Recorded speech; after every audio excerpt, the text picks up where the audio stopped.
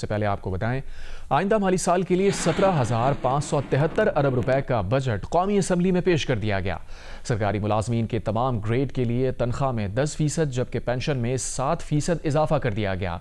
Budget में 1493 अरब रुपए के टैक्सेस का इजाफी बोझ डालकर टैक्स और नॉन टैक्स आमदन 19,278 अरब रुपए हो गई, जिसमें से 8,206 अरब रुपए सूबों को मुंतकिल करने के बाद वफाकी हुकूमत की नेट आमदन 11,072 अरब रुपए तजवीज़ की गई है। वफाकी हुकूमत के जारी अखराजात का तखमीना 16,286 अरब रुपए लगाया गया है।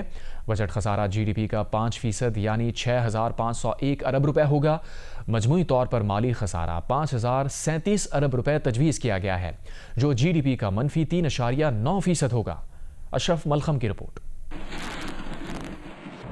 बजट दस्तावेज के मुताबिक टैक्स रेवेन्यू का हदफ 14,131 अरब रुपए, नॉन टैक्स रेवेन्यू वसूली का हदफ 5,147 अरब रुपए तजवीज़ किया गया है। बजट खसारा रवां साल 5.9% था, जो कि 8500 अरब रुपए बनता है। कर्ज पर सूद की अदायगी की मद में 8,207 अरब रुपए मुख्तस किए गए हैं। रवां साल इस मद में 9,775 अरब रुपए मुख्तस किए गए थे। दिफा के लिए 2,550 अरब रुपए मुख्तस किए गए हैं। रवां साल दिफाई बजट पर 2,122 अरब रुपए मुख्तस किए गए थे। सूबों को अगले माली साल के दौरान 8,206 अरब रुपए मुंतकिल किए जाएंगे। रवां साल सूबों को 7,438 अरब रुपए मुख्तस किए गए थे। पेंशन की मद में 1,055 अरब रुपए मुख्तस कर दिए गए। रवां साल 1,014 अरब रुपए मुख्तस किए गए थे। सब्सिडी की मद में 1,186 अरब रुपए, सिविल गवर्नमेंट के लिए 971 अरब रुपए मुख्तस, वफाकी तरक्याती अखराजात के लिए 400 अरब रुपए की कमी से 1,000 अरब रुपए मुख्तस किए गए हैं। निजकारी की मद में 87 अरब रुपए की आमदन तजवीज की गई है।